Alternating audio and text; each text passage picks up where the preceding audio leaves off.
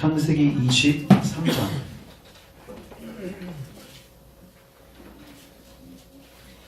사라가 127세를 살았으니 이것이 곧 사라가 누린 횟수라.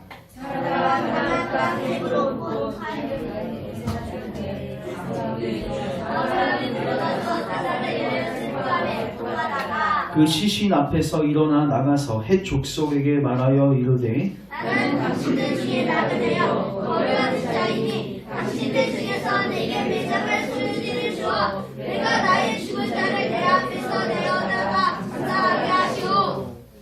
헷 족속이 아브라함에게 대답하여 이르되 내 주여 들으소서. 당신은 우리 가운데 있는 하나님이 세우신 지도자이시니 우리 누신 중에서 좋은 것을 행하여 당신의 죽은 자를 장사하소서. 우리 중에서 자기 묘실에 당신의 죽은 자 장사함을 금할 자가 없으리이다. 아브라함이 일어나 그 땅 주인 헷 족속을 향하여 몸을 굽히고 그들에게 말하여 이르되 나로 나의 죽은 자를 내 앞에서 내어다가 장사하게 하는 일이 당신들의 뜻일진데 내 말을 듣고 나를 위하여 소알의 아들 에브론에게 구하여 그가 그의 방거리에 있는 그의 막강한 굴을 내게 주도록 하는 충분한 대가를 받고 그 굴을 내게 주어 당신 중에서 매장할 소유지가 되게 하기로다.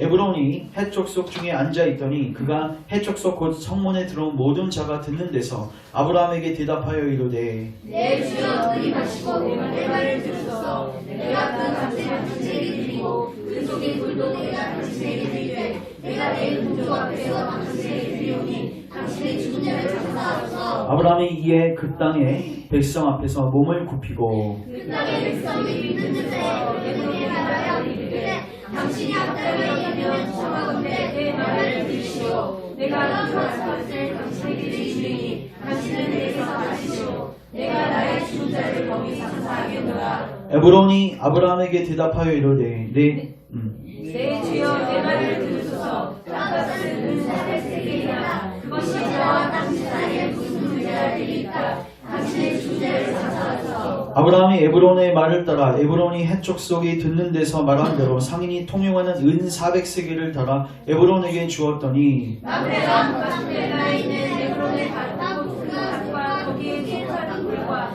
그 밭과 그 주의 주인을 만들었다. 성문에 들어온 모든 헷 족속이 보는 데서 아브라함의 소유로 확정된지라. 그 후에 아브라함이 그 안에 사라를 가나안 땅에 마베라 낙가레가 말라 박베에 들어가였더라.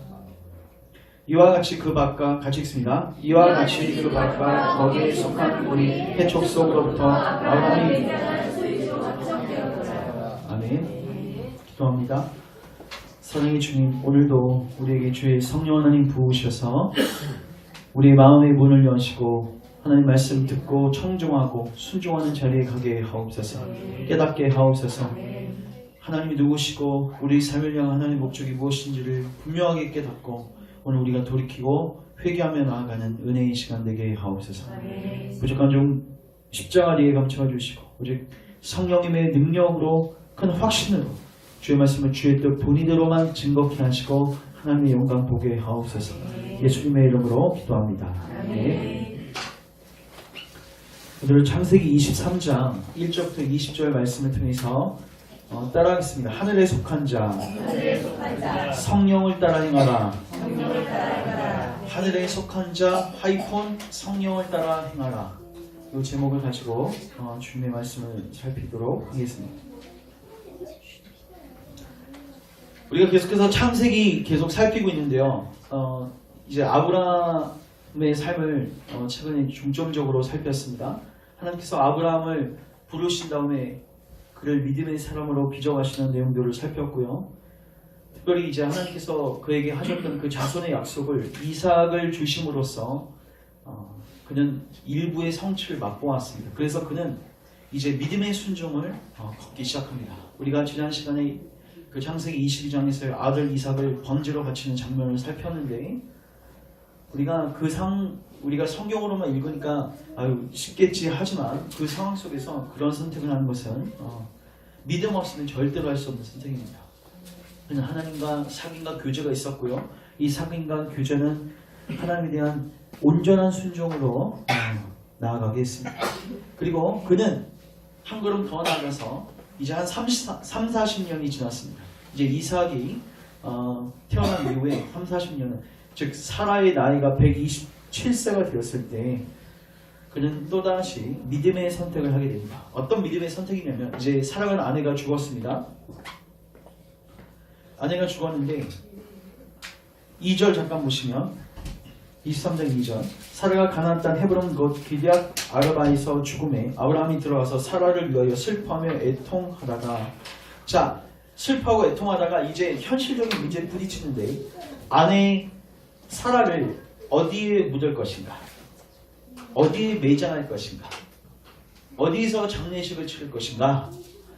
여러분 그 당시에 아브라함이 아내 사라를 묻을 수 있는 여러 곳이 있었습니다. 먼저 첫 번째 그가 태어났던 거 어디죠? 갈대아 우르. 그 다음에 두 번째 고향이 하란 땅. 그 우리가 야곱 기사에서도 알 수 있겠지만 하란 땅에는 이미 친척들이 살고 있습니다. 친척들이 살고 있어요. 그리고 이삭의 신복감도 거기서 이제 구해오게 되죠. 그리고 더 나아가서 그는요 애굽에도요 그 내려간 적도 있었고요 블레셋 땅에서도 산 적도 있었습니다. 그러니까 그는 아내 사라를 묻을 수 있으면 아주 다양한 곳에 묻을 수 있었어요. 그리고 마지막 한 곳이 어디였냐면 지금 자기가 현재 살고 있는 가나안 땅입니다. 헷 족속이 살고 있는 땅인데 사실 그 땅이 가장 불안한 땅입니다. 왜냐하면 거기서는 그가 어떤 땅도 갖고 있지 않았어요. 여기 23장 4절 한번 같이 한번 읽겠습니다. 시작. 나는 당신들 중에 나그네요 거류하는 자이니 내게 매장할 소유지를 주어 내가 나의 죽은 자를 내 앞에서 내어다가 장사하게 하시오. 아멘. 나그네요 거류하는 자다.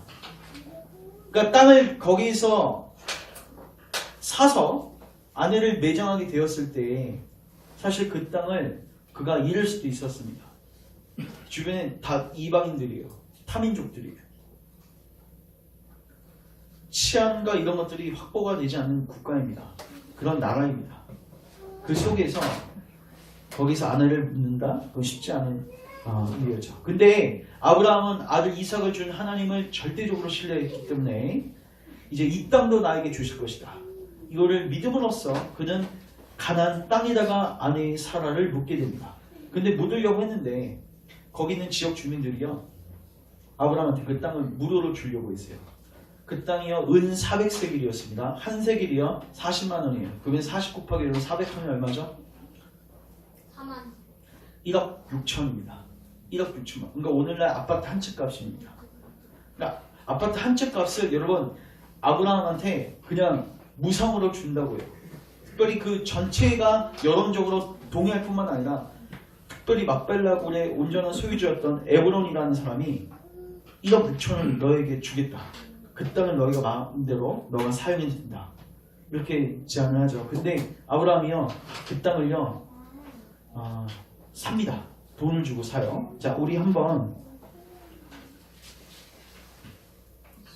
15절 잠깐 가보시면 이제 에브론이 14절부터 에브론이 아브라함에게 대답하여 이르되 내 주여 내 말을 들으소서 땅값은 은 400세겔입니다.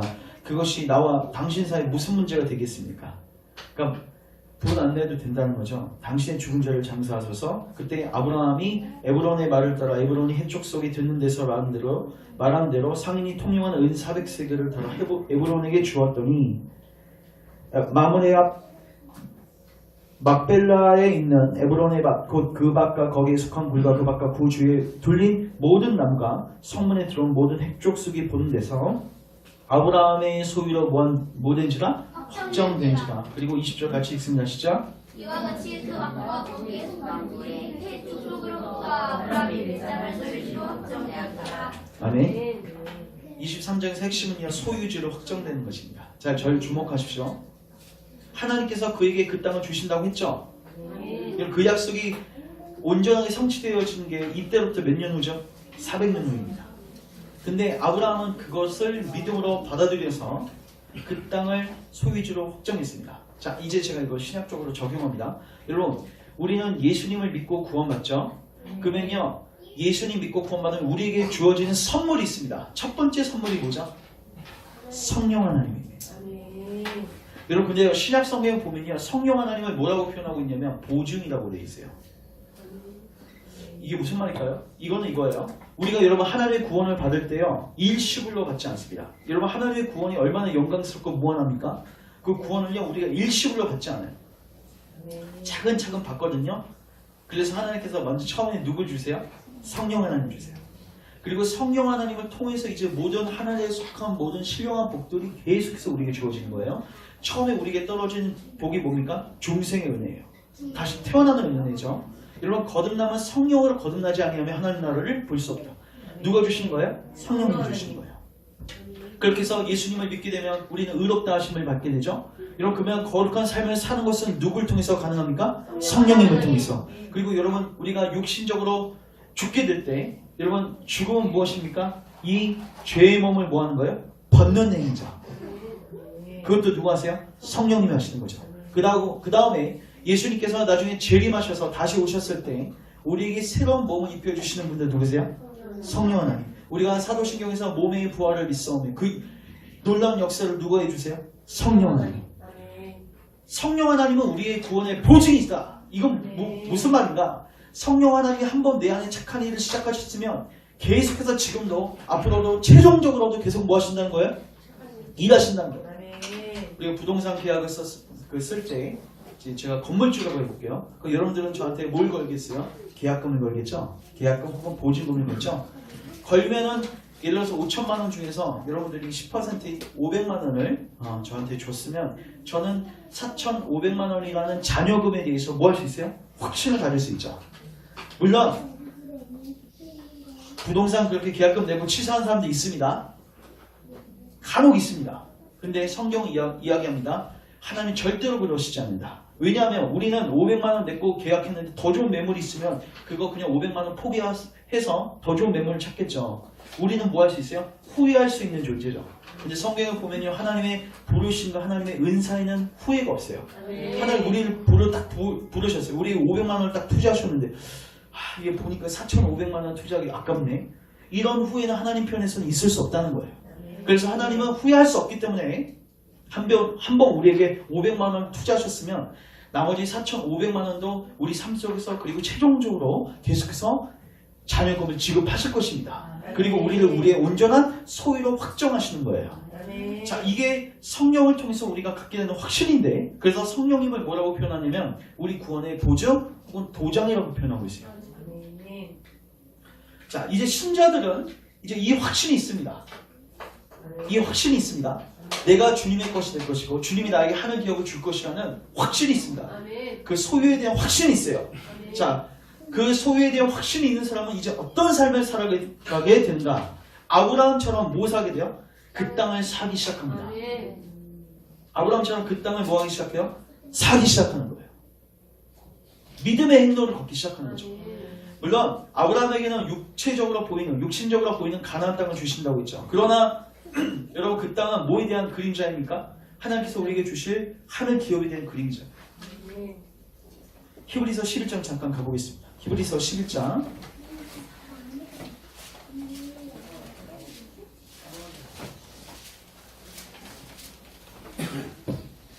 히브리서 11장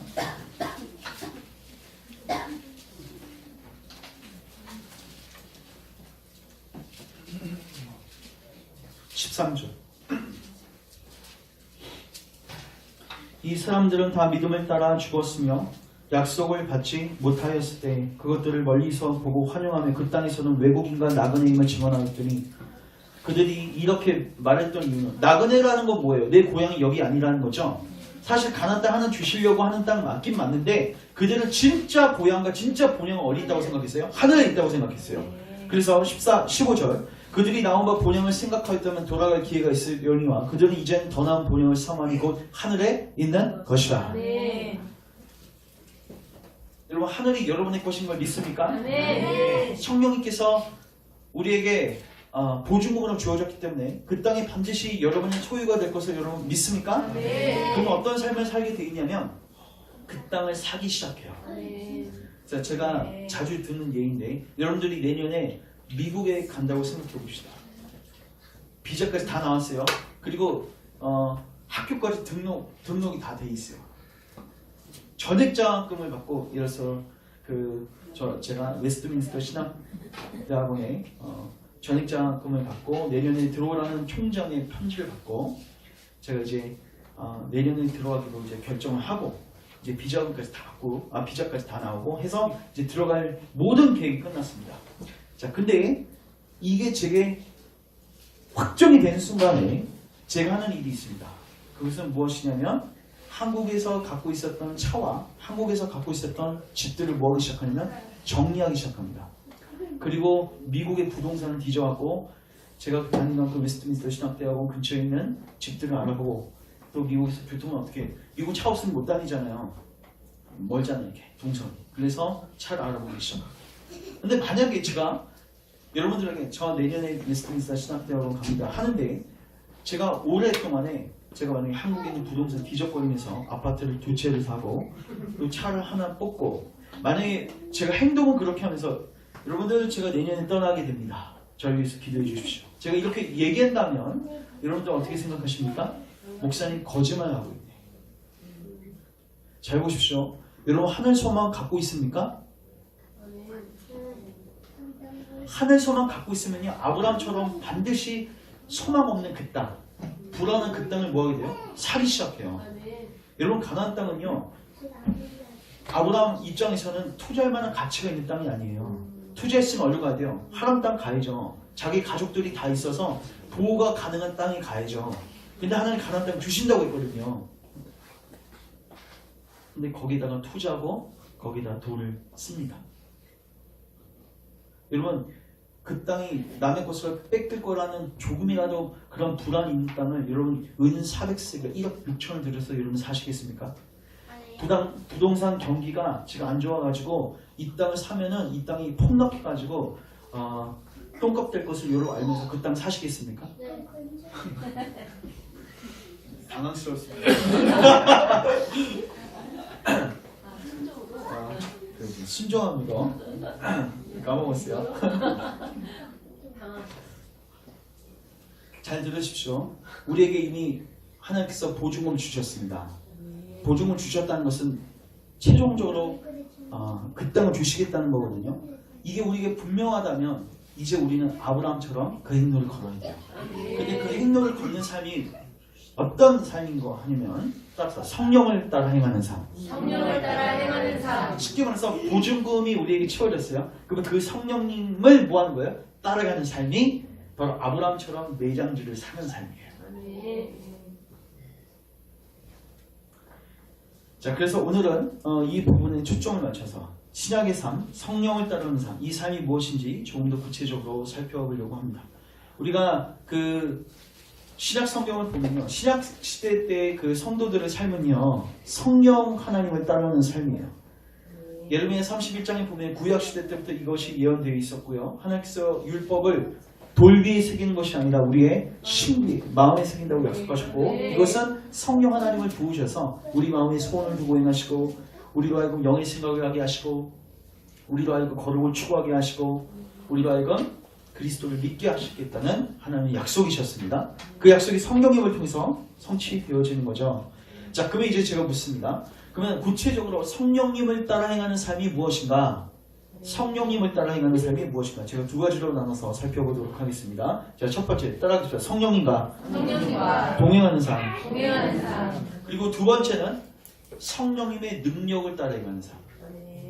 잘 들으십시오. 여러분 개인에게도 적용해야 되고 저희 교회에게도 적용해야 합니다. 자, 성령님을 따라간다는 것은 두 가지가 있습니다. 첫 번째는 성령님과 동행하는 삶입니다. 두 번째는 성령님의 능력으로 사는 삶입니다. 자, 먼저 첫 번째 성령님과 동행하는 삶. 여러분 성경에 보면요, 성령님과 관련해서 명령 두 가지가 있는데, 하나는 성령을 근심케 하지 말라. 또 하나는 성령을 소멸하지 말라. 성령을 근심케 하지 말라, 성령을 소멸하지 말라. 제가 오늘 두 가지 다 살핍니다. 자, 성령을 근심하게 하지 말라. 성령을 근심하게 하는 건 무엇일까요? 여러분 성령님은 진리의 영이시고 거룩하신 영이시죠? 영어로 여러분 성령님이 Holy Spirit. Holy가 무슨 뜻이에요? 거룩한 영이세요. 그러면 성령님이 우리 안에 오셔서 죄를 짓게 만들까, 아니면 죄를 버리라고 할까요? 죄를 버리라고 하죠. 그리고 죄를 버리기 위해서 우리에게 항상 어디로 가게 하실까요? 예수님께로 나아가게 하십니다. 너 십자가로 나아가. 그리고 거기 안에서 예수님과 죽으심에 연합해서 예수님 부활 생명으로 거룩한 삶을 살거라. 여기고 드리는 거룩한 삶으로 나아가라. 여러분 성령이 오셔서 구체적으로 우리의 죄를 지적하시고 우리가 하여금 그 자리에서 떠나게 만드십니다. 나단 선지자가 다윗에게 찾아와서 그 구체적인 죄를 지적했던 것처럼 성령님은 날마다 우리에게 오셔서 그 죄된 자리에서 뭐해서 떠나. 야, 너 내년에 너 미국 갈 건데 너 그 한국 땅 빨리 팔아버려. 너 하늘 기업 갈 건데 이 땅 나그네로서 살아가. 거기 위에다 두자. 성령이 오셔서 우리에게 구체적으로 일하시고 우리에게 마음의 소원함을 두고 행하시거든요. 근데 우리가 그걸 계속 뭐예요? 거절하는 거예요. 그것을 성령님을 근심케 하는 삶이라고 표현하고 있습니다. 자, 우리 에베소서 4장 30절 잠깐 가보십시오.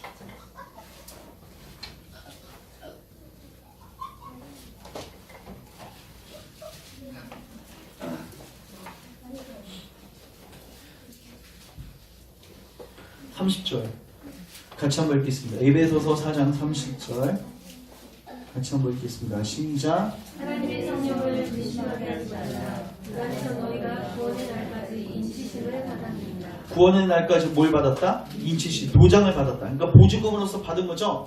그러면 그게 확정적이면 자녀금이 들어올 것을 우리가 확신하고 있다면 성령님을 근심케 하지 말고 성령님을 따라서 뭐 해야 돼요? 그 구원을 이루어 나가야 되는 거예요. 여러분 성령을 따라서 구원을 이루어 나가는 게 그게 바로 자녀금을 받는 방법이에요.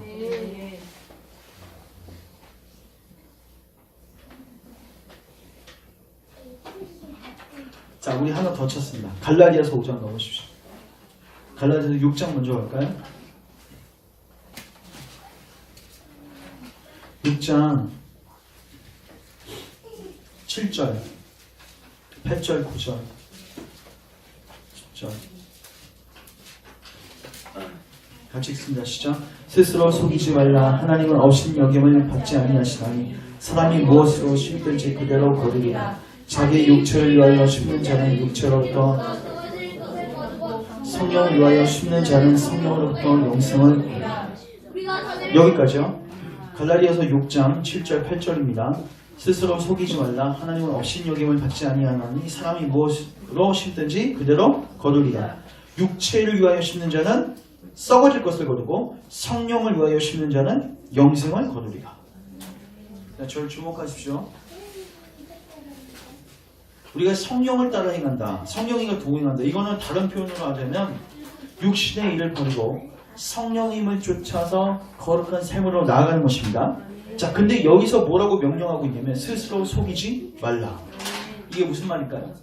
아까 제가 예를 들었던 것처럼 내년에 미국 갈 겁니다 하면서 이 땅 가운데 뭐 하고 있어요? 부동산 알아보고 제가 차를 알아보고 있다면 여러분 그거는 제가 여러분들을 속이는 것일 뿐만 아니라 누굴 속이는 거예요? 내 자신을 속이는 거예요. 그래서 나는 내년에 미국 갈 거예요. 미국 가요. 이 고백을 하면서 나는 세뇌당하고 있는 거예요. 나는 미국 가겠구나. 잘 들어보십시오. 여러분 하나님 백성 맞습니까? 여러분 하늘 기업 누릴 것이죠? 하나님께서 여러분을 구원의 완성의 자리로 인도해 가실 것이죠?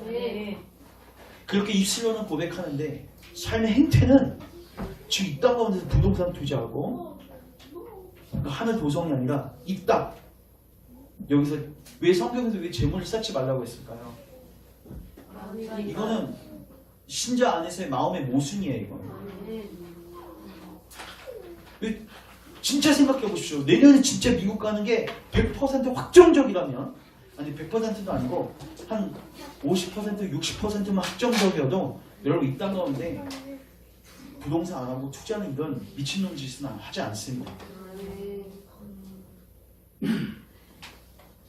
그래서 성경은 스스로 속이지 말라는 거예요. 네 행동의 소리를 딱 들어보고 네 마음이 지금 어디 있는지를 정확하게 진단하라. 잘 들으십시오. 육체를 위하여 심는 자는 반드시 썩어질 것을 거둘 겁니다. 썩어질 것을 거둘 겁니다. 그러나 여러분이 우리의 보증금으로 주어진 성령님을 따라 아브라함처럼 믿음의 선택을 하면서 그 땅을 사가기 시작하며 하나님 나라와 의를 위해서 살기 시작하며 거룩한 삶으로 나아가기 시작하면 여러분들은 영생을 거둘 것입니다. 이건 최종적 구원의 완성뿐만 아니라 영생은 예수 생명입니다. 여러분 삶 가운데서도 그리스도의 생명을 경험하게 될 것이고 최종적으로도 그 생명을 온전히 구현하고 누릴 것입니다. 그래서 여러분 성령님을 근심케 하지 마십시오. 제가 이거 다시 한번 말씀드립니다.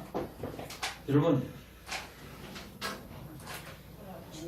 성령님은 우리의 작은 죄까지도 근심하십니다. 이걸 잘 기억하셔야 돼요.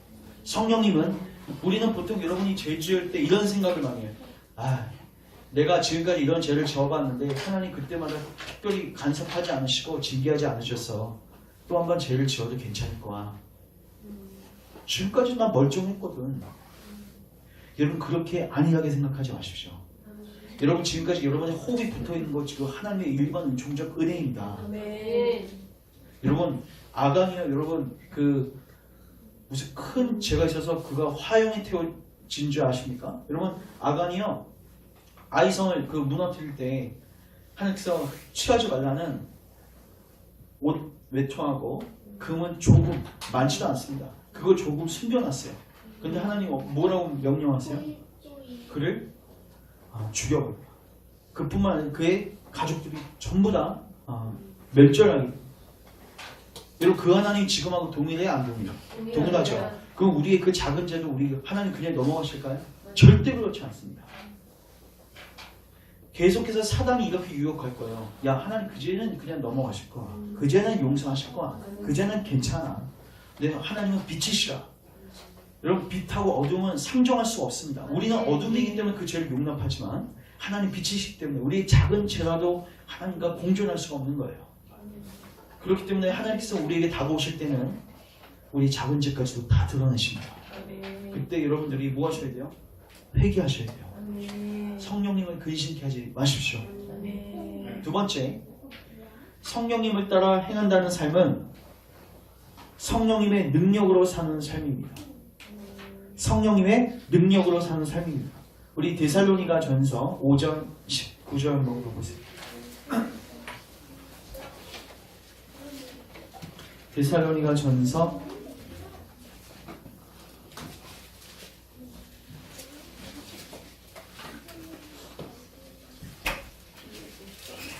데살로니가 전서 5장 19절.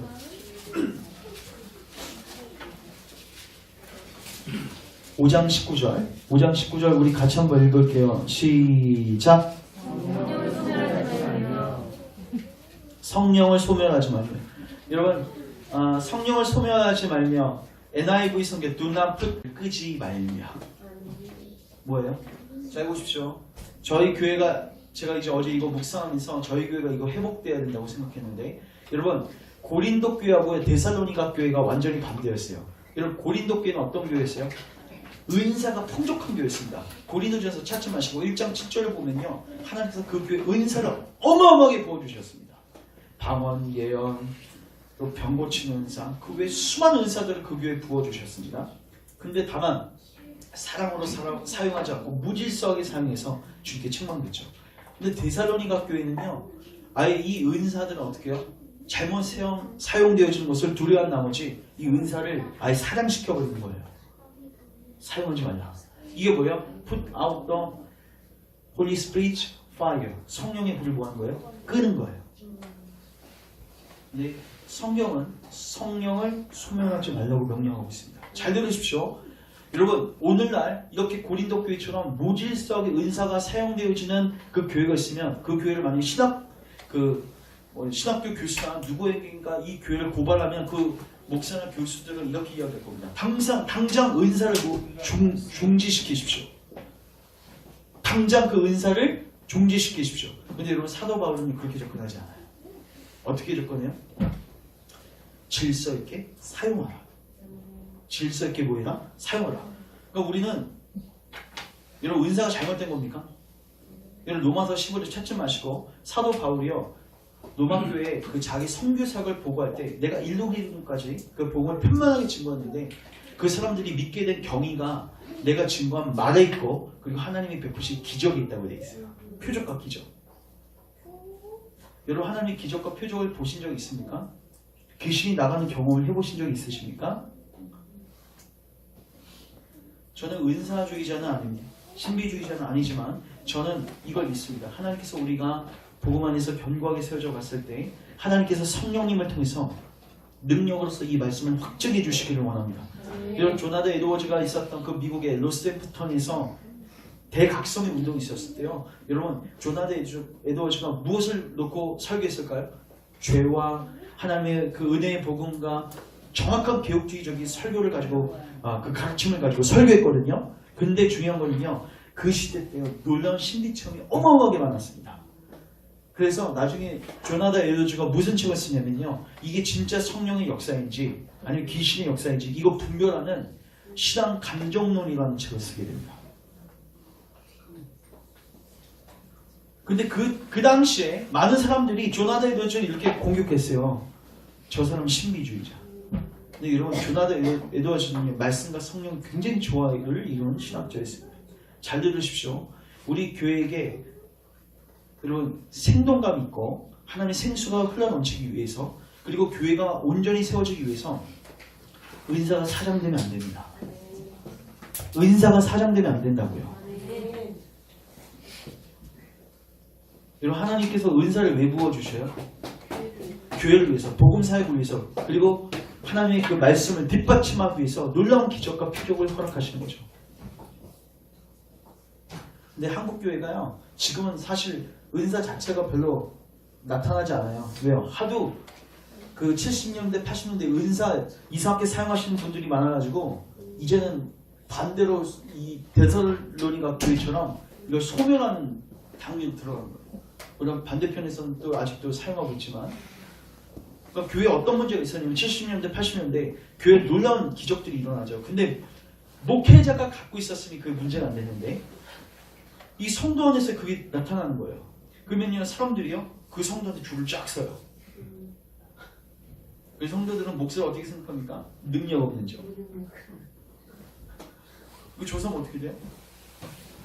기고만장한 거죠. 그리고 목사님이 이걸 제시하잖아요. 그러면 목사님이 시기 질투한다고 얘기를 해요. 그러다가 나중에 어떻게 해요? 교회 나가요. 처음에 교회 밖에서 은밀하게 사역을 하다가 나중에 들켜가지고 쫓겨납니다. 교회 분란의 요소가 있다. 제가 묻겠습니다. 하나님께서 목회자한테 모든 은사를 다 부으셨습니까? 아니죠. 이건 교회도 이해 못하는 거예요. 보세요. 누구에게 그 은사가 있어요? 저는 우리 교회에 병 고치는 은사가 있었으면 좋겠어요. 저도 어제 이거 화상 입었습니다. 뜨거운 거 되고 뜨거운 거 2cm 정도 물질이 접했어요. 근데 어제 통증이 너무 심해서 그 한 4-5시간을 그 컴퓨터를 못 하고 그 약국에 가서 이제 응급처치를 했는데 근데 저녁에 잘 때 잠을 못 잘 것 같은 거예요. 근데 기도하고 전에 그냥 바로 잠들었어요. 그리고 일어나서 이제 괜찮은데 근데 그런 생각이 들었어요. 우리 교회 안에 이런 병 고치는 은사 저는 이걸 인간의 탐욕적으로 쓰고 싶지는 않지만 보십시오. 여러분 진짜 여러분 성령님의 그 뜻 속에서 하나님의 계획 속에서 어떤 지체들이 병이 고쳐지고 귀신이 드러나고 귀신이 나가는 거 여러분 그 현장에서 여러분 보게 되잖아요. 절대로 하나님 살아계신 부인하지 못합니다. 이 시대가 옛날 시대보다 더 무서운 게 뭐냐면요. 무신론이 판을 치는 시대예요. 이게 다윗의 진화론과 그리고 계몽주의가 판을 치면서 이성이 우리 인식에 아주 큰 위치를 잡고 있으면서 성경에 있는 기적들은 전부 다 뭐다? 신화에 불과하다. 이런 사상이 모든 신자를 마음속에 이미 깔려 있습니다. 그걸 여러분 제가 아무리 이거는 진실입니다 얘기해봤자 여러분 얼마나 믿으시겠습니까? 하나님 한 번 오셔서 홍해를 가르치는 기적을 쫙 한번 보여주시면 어떻게 돼요? 그냥 딱 입이 다물어지게 됩니다. 저도 사실 하나님의 살아계심에 대해서 그런 체험들을 목도했었습니다. 절대로 하나님 죽으신 분 아니시다. 그 확신이 들더라고요. 그러면서 제가 뭐 하기 시작했어요? 말씀을 읽기 시작했고요. 거기서 복음을 만나기 시작했고요. 그리스도를 만나기 시작했죠. 그래서 저희 교회가 앞으로 개혁주의적인 말씀, 성경적인 말씀 좀 부지런히 증거할 겁니다. 그리고 성령님께서 그 안에서 역사하실 것입니다. 그럼 여러분 또 뭘 놓고 기도하셔야 되냐면 은사가 부어지도록 기도하셔야 돼요. 성경에서 고린도 전서에서 그 고린도 교회 은사를 중지하라는 명령이 한 번도 없어요. 다만 뭐하래? 더 은사를 사모하라. 은사를 대신 질서 있게 사용하라. 그 은사가 사용되어질 때 얼마나 교회를 유익되게 하고 하나님 복음에 탄력을 받을 수 있는지. 특별히 은사를 사용할 때 성령님의 능력을 사용할 때 굉장히 중요한 원리가 또 뭐냐면은 교회 유익을 위해서 사용하는 겁니다. 제가 어제 이거 손가락 다치면서 진짜 불편했어요. 뭐가 불편했을까요? 하필 그렇죠, 컴퓨터. 그리고 또 하나 오늘 굉장히 불편했던 게 있습니다. 예? 반주할 때. 티 안 났죠? 어제 제일 고민됐던 게 좋아 설교는 내가 컴퓨터 타입 안 치고 그냥 내가 머리를 외워서 하면 되겠어. 근데 중요한 건 이건 어떻게 할 거야. 어제 통증이 심해서 이거 감당이 안 될 것 같아. 그래서 그냥 내일은 찬송가를 할까? 이거 들고 반주기 들고 그 생각까지 했거든요. 근데 제가 어제 타자를 치면서 힘들어도 이제 했어요. 이 냉찜질을 해야 되니까 하다가 마우스 한번 누를 때 이 두 번째 손가락 한번 이용하고. 근데 잘 보십시오. 제가 이게 이렇게 다쳤는데 제가 얘한테 야 너 왜 다쳤어? 이제 호통쳤을까요? 그러면 제가 묻겠습니다. 이 손가락이 했던 일을 이제 누가 해야 돼요? 다른 손가락이에요. 지금 오늘 건반 이게 눌러야 할 걸 이 두 가지를 거의 다 눌렀습니다. 엄청 힘들어요. 이게. 가끔씩 이게 가려고 하거든요. 가지 못하게 해야 돼요. 근데 제가 이렇게 누를 때 얘네 둘이서 너 때문에 내가 오늘 힘들어 죽겠네. 이렇게 했을까 안 했을까요? 그렇게 했어요 안 했어요? 안 했어요. 제가 묻겠습니다. 왜 그랬을까요? 이 손도 이 손가락도 이 손가락도 이 손가락도 전부 다 누구의 지배를 받습니까? 머리의 지배를 받습니다. 잘 들으세요. 교회가 한 명 한 명의 지체들이요 머리 대신 예수 그리스도의 통치를 받으면요 각자가 서로의 짐을 지게 되어 있습니다. 근데요 머리의 통치를 받지 않잖아요. 그럼 어떻게 돼요? 불평하게 되어 있어요. 제가 아파서 내가 오늘 개고생하네. 힘들어 죽겠네. 쟤 정말 교회 문제가 쟤 때문에 분란이 생겼어. 내가 힘들어 죽겠어. 성경 여러분 갈라디아서 6장 가보세요. 갈라디아서 6장 가보시면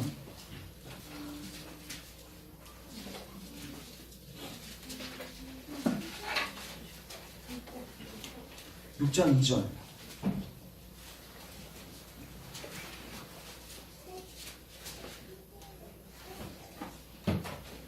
6장 2절 같이 한번 읽겠습니다. 시작. 내가 집을 터지라 그리하여 그네로 공동하라.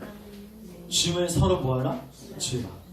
저 사람이 짐이 있으면 내가 뭐 해줘라? 지어줘라. 얘가 못하는 걸 누가 해줘라? 얘가 해줘라. 제가 어제 이거 자판하거나 건반 치면서 한 번도 제 마음속에 혹은 이 손가락들이 이렇게 외치는 걸 제가 듣지 못했습니다. 이 세 번째 손가락 때문에 내가 오늘 고생 좀 하네. 그냥 알아서 이 손이 가게 돼 있어요. 왜요? 이 손가락들이 전부 누구의 통치를 받아요? 제 머리의 통치를 받아요. 머리는 그것을 원합니다. 왜? 자기 지체니까. 서로 도와주길 원합니다. 그러니까 머리 통치만 받으면 교회에 그런 분란의 요소가 있을까 없을까요? 없습니다.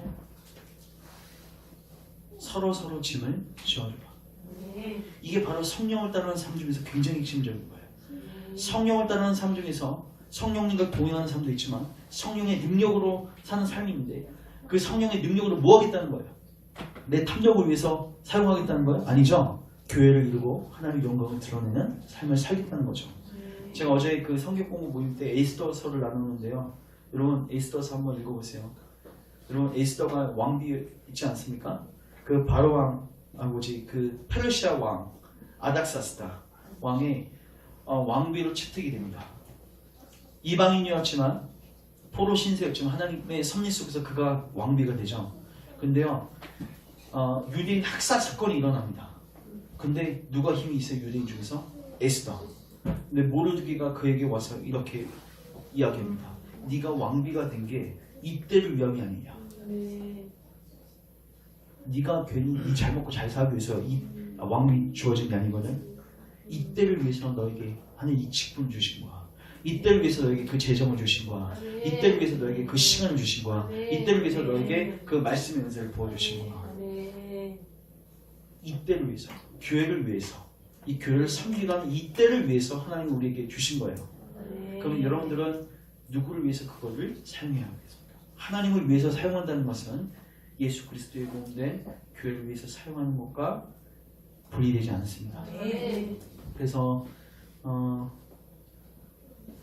이때를 위해서 두 번째, 네 번째 손가락이 사용되었던 것처럼 여러분 반드시 여러분들이 하나님께서 여러분에게 주신 그 은사, 그 능력, 그것들을 교회를 위해서 사용하십시오. 저는 여러분들이 그 하나님의 기적의 현장을 경험했으면 좋겠어요.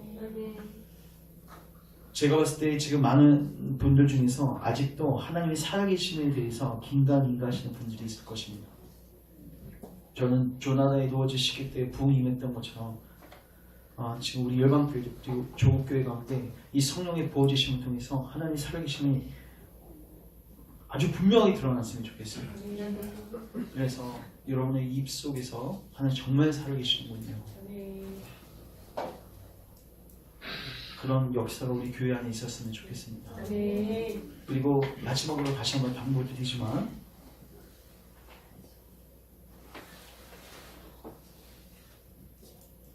실질적 지침입니다. 여러분들이 이런 성령님과 동행하고 성령님의 능력으로 사는 삶, 또 교회 유익을 위한 삶, 전부 다 그 세상이 사는 방식과 그 거슬리는 삶이거든요. 이 삶을 살기 위해서 매일마다 여러분이 해야 할 작업이 있습니다. 여러분들의 본향이 하늘에 있으면 매일마다 상기시키십시오. 쉽게 말해서 인터넷, 그러니까 계속 저를 모아하면 되는 거예요. 내년에 미국 갈 거면은 웨스트민스터 신학대학교 홈페이지 맨날 들어가서 혹은 그 사람, 그 총장이 저에게 준 그 메일을 확인하면서 난 내년에 가는구나. 난 내년에 가야 되는구나. 나는 떠나야 하는 존재구나. 더 영광스러운 그 길로 가야 되는 존재구나. 이걸 여러분 매일마다 확인하십시오. 왜 그러냐면 하루라도 걸리면 여러분들은 이 땅에 있게 됩니다. 여러분의 마음이 그를 뺏기게 돼요. 그래서 여러분들이 정말 하늘 소망 가지시고 정말 우리의 발은 땅을 디디지만 여러분의 마음은 하늘을 디디는 그런 믿음의 삶을 살 수 있기를 주님의 이름으로 축원합니다. 기도하겠습니다. 사랑의 주님, 감사합니다. 우리에게 가장 좋은 보증금 성령 하나님 부어주셔서 감사합니다. 나머지 자녀금도 주님께서 믿음으로 주님께서 채우실 것을 우리가 믿음으로 바라봅니다. 그러하기에 이제 우리의 삶을 주님 성령을 따라 정말 믿음의 행로로 나아가기를 원합니다.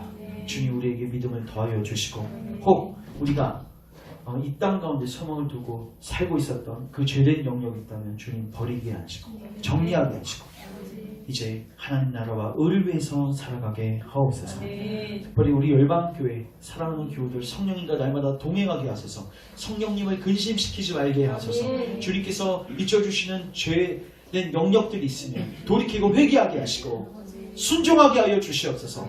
또 우리 열방교회 가운데 주님의 은사와 주님의 능력과 성령님의 놀라운 능력을 부어주셔서 하나님의 살아계심을 드러내시고 주님의 말씀을 서포트하시고 우리 가운데 큰 믿음 가운데 우리가 들어갈 수 있도록 주님 은혜를 베풀어 주옵소서. 특별히 우리가 가진 이 은사를 가지고 우리의 탐욕과 우리의 유익을 위해서 사용하는 것이 아니고 하나님의 영광을 위해서 몸된 교회를 위해서 몸된 교회 유익을 위해서 사용하게 하옵소서.